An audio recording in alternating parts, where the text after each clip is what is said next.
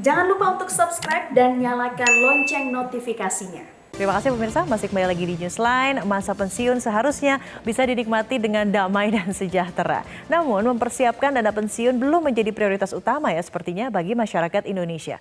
Padahal dana pensiun bisa dijadikan bekal untuk bisa hidup bahagia di masa tua. Banyak orang salah paham dan baru mempersiapkan diri untuk menghadapi masa pensiun justru di saat sudah mendekati usia senja. Hal ini karena banyak orang terpaku dengan program pensiun dari perusahaan yang dirasa dapat memberikan jaminan kepada karyawan. Namun terkadang uang pensiun yang diterima tidaklah cukup.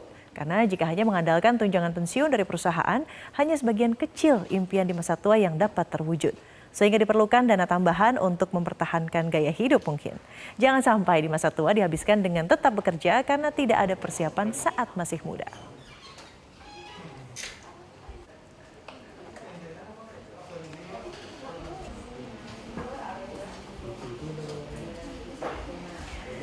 Setiap orang mempunyai usia produktif dalam bekerja, namun masa produktif itu juga memiliki akhir. Nah, bagaimana caranya agar seseorang dapat hidup sejahtera secara finansial di masa tua dan tidak terbebani dengan tetap bekerja di masa tua untuk memenuhi kebutuhan sehari-hari?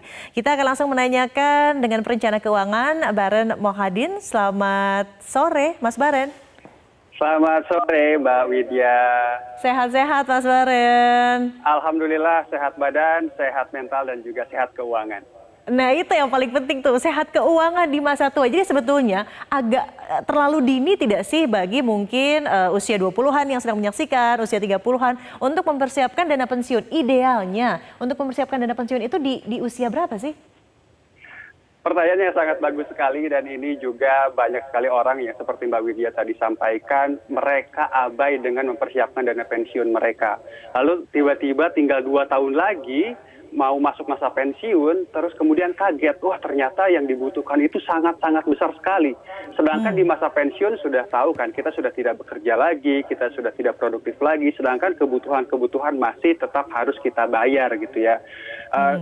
Sehingga yang harus kita lakukan adalah mempersiapkan dana pensiun dari sejak dini. Kalau bisa dari mulai bekerja, kita sudah memikirkan mau pensiun seperti apa, berapa dana yang dibutuhkan, dan kita sudah harus memulai investasi untuk masa pensiun kita. Kenapa ini harus dilakukan? Karena di masa pensiun nanti, sebagai gambaran aja ya pemirsa, bahwa kalau kita sekarang hidup dengan 5 juta rupiah gitu ya, standar hidupnya dengan inflasi yang ada di Indonesia sekitar 3 sampai dengan 5%, kalau usia kita sekarang 25 tahun untuk teman-teman milenials nih ya, ataupun juga mungkin untuk Gen Z yang baru mau masuk kerja, baru lulus kuliah, 30 tahun lagi artinya ketika masuk usia pensiun, usia 55, nanti kita butuh 21,6 juta rupiah per bulan untuk hidup setara dengan 5 juta pada saat ini. Saat ini coba dipikirkan ya, dede-dede ya. Iya, bagaimana kalau kita tidak memikirkan itu semua. Oke, dan yang paling penting adalah tadi ya, Mas Baren mengatakan sebisa mungkin sih sedini aja, Wid, karena kan memang ketika mulai awal bekerja sudah harus dipersiapkan. Jadi bukan apa ya, istilahnya bukan mengawang-awang gitu, justru harus diprediksi. Nah, caranya untuk menyiapkan dana pensiun yang tepat seperti apa? Ini banyak keluhan dari terutama yang baru bekerja. Aduh, ini ada dana darurat, ada dana untuk investasi. Satu lagi sekarang, ada lagi satu dana untuk pensiun. Gimana nih Mas Baren? Iya betul sekali. Dana-dana tadi memang sangat penting sekali untuk dipersiapkan. Dana darurat, asuransi, cash flow positif itu sangat-sangat penting untuk kita miliki. Tapi juga jangan sampai lupa kita harus mempersiapkan dana pensiun. Pertanyaannya bagaimana caranya? Caranya sebetulnya sangat-sangat mudah. Pertama, kita harus tahu dulu kita mau pensiun di usia berapa gitu ya. Itu yang menjadi kunci yang pertama. Lalu kemudian yang kedua, standar hidup kita di masa pensiun itu ingin seperti apa sih? Apakah sama seperti saat ini? Apakah mungkin lebih rendah gitu ya secara nominal angka karena mungkin tidak ke kantor lagi, tidak banyak nongkrong dan lain sebagainya, atau bahkan mungkin lebih tinggi. Lalu kemudian kita juga harus tahu potensi masa pensiun yang bisa kita nikmati itu berapa lama? Apakah 10 tahun, 15 tahun, ataukah 25 tahun? Itu bisa disebut juga dengan usia harapan hidup. Jangan sampai kemudian uang yang kita kumpulkan ternyata tidak cukup untuk memenuhi masa pensiun kita. Nah, setelah ketahuan semuanya, berapa besar angkanya, baru kemudian kita cicil mulai dari dini gitu. Sehingga pesan saya tadi, kita harus berinvestasi sejak saat ini, sekarang juga gitu ya, supaya kita berinvestasinya itu lebih rendah kalau kita memulai sejak dini dibandingkan dengan dengan 2 tahun lagi atau mungkin 5 tahun sebelum masa pensiun. Sebagai gambaran pemirsa bahwa kalau misalkan kita pengen punya 1,76 miliar gitu ya di usia pensiun, di usia 55 tahun, kalau sekarang masih usianya 25, maka kita cukup berinvestasi Rp500.000 saja di reksadana saham yang memberikan imbal hasil 12%. Rp500.000 saja loh. Coba ditekankan ya, dengan Rp500.000 per bulan ya Mas Baran ya? Betul, per bulan. Oke, itu ternyata untuk usia 25, dikalikan saja sekarang. Tapi intinya tadi Mas Baran mengatakan bahwa sebetulnya untuk membuat formulasi dana pensiun yang baik itu mau tahu dulu pensiunnya kapan, mau dini atau mau nanti, begitu ya. Nah itu kalau yang misalnya bekerja dalam perusahaan. Tapi kalau pengusaha, entrepreneurship, ini sama nggak sih aturannya dengan pekerja kantoran juga? Ya, pada akhirnya semua orang akan menghadapi masa pensiunnya ya. Mau itu karyawan, mau itu mungkin pengusaha, entrepreneur. Tapi memang masa kerja dari entrepreneur ini lebih panjang biasanya dibandingkan dengan mereka yang berprofesi sebagai karyawan.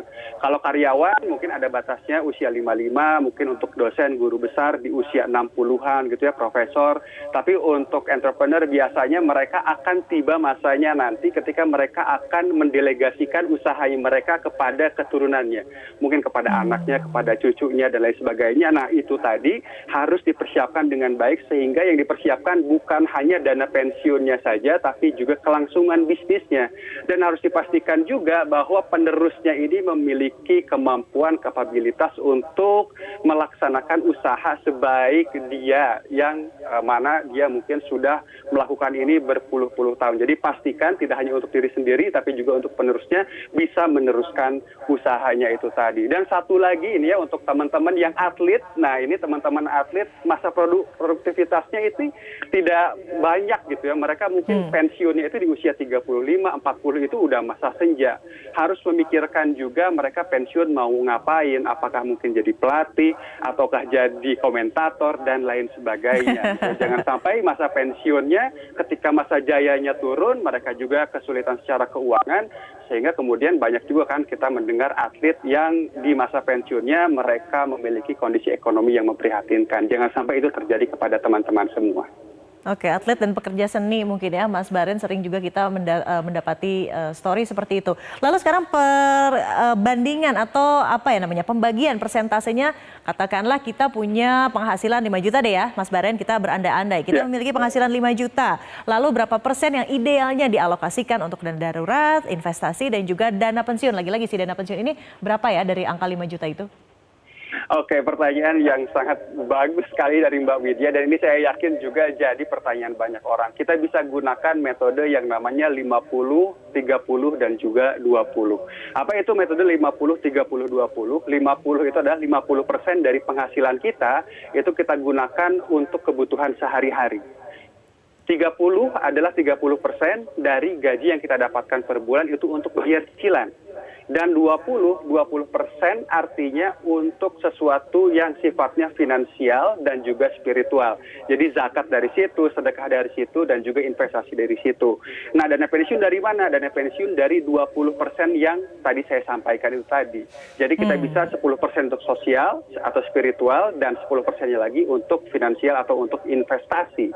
Nah, 10% dari 5 juta kan 500.000. Kalau dimulai dari sejak dini, mulai dari bekerja, usia 25, dapat tuh 1,76 miliar rupiah.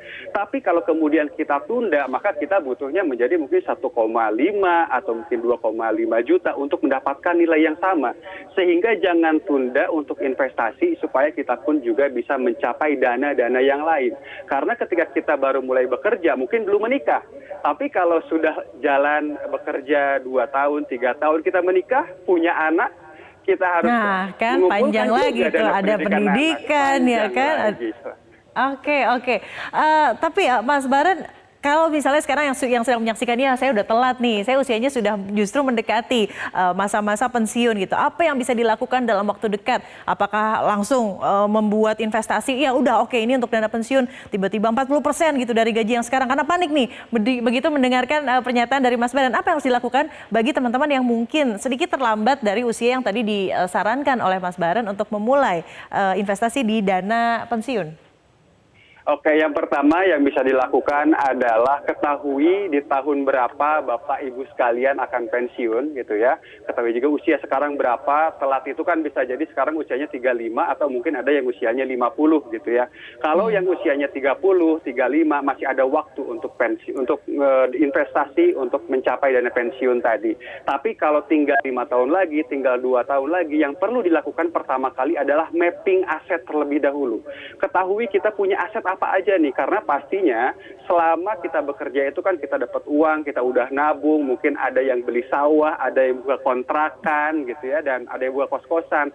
Nah, dari aset-aset yang tadi kira-kira per bulannya itu mendatangkan berapa.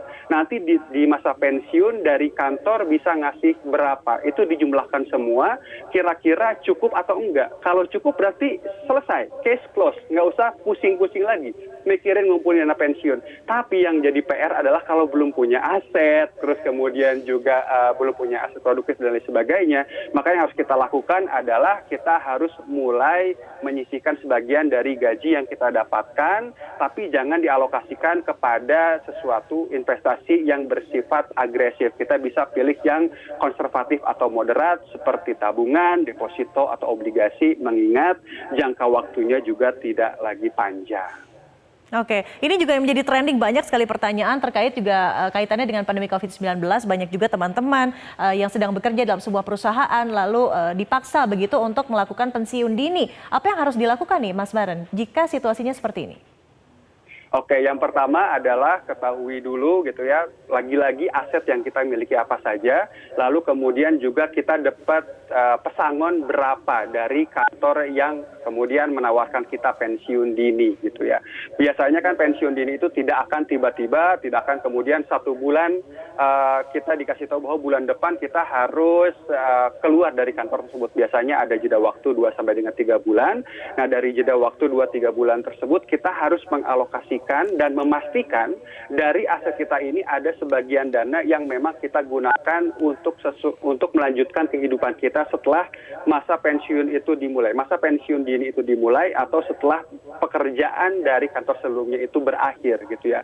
Nah, di masa itu kita jangan berhenti berusaha, mungkin kita bisa berinvestasi bukan pada sesuatu yang sifatnya keuangan, tapi berinvestasi kepada diri kita sendiri, leher ke atas istilahnya. Kita meningkatkan skill kita meningkatkan kapabilitas kita, sehingga kita memiliki nilai tambah yang lebih daripada orang-orang, dan kemudian kita bisa mencari pekerjaan yang baru. Dengan cara itu, keuangan kita aman, kehidupan sehari-hari kita juga aman, karena kita sudah punya dananya. Jadi kalau ada dana pensiun dini gitu ya, cair, golden handshake-nya itu jangan dihambur-hamburkan, jangan beli mobil gitu ya, terus kemudian beli sesuatu yang sifatnya konsumtif, tapi alokasikan dulu untuk dana darurat, alokasikan dulu untuk investasi leher ke atas tadi, dan kemudian baru sisanya bisa kita nikmati, tapi juga kita harus waspada, jangan sampai uangnya habis begitu saja.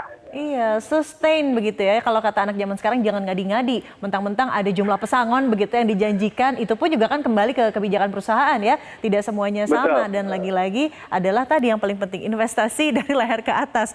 Bagaimana caranya untuk berdikari setelah pensiun. Mas Baren, terima kasih atas pencerahannya di sore hari ini. Saya jadi langsung keingetan nih untuk bikin dana pensiun. Semoga juga bermanfaat untuk pemirsa Newsline Metro TV semua. Salam sehat Mas Baren, hatur nuhun. Salam sehat Mbak Widya, hatur nuhun, sami-sami.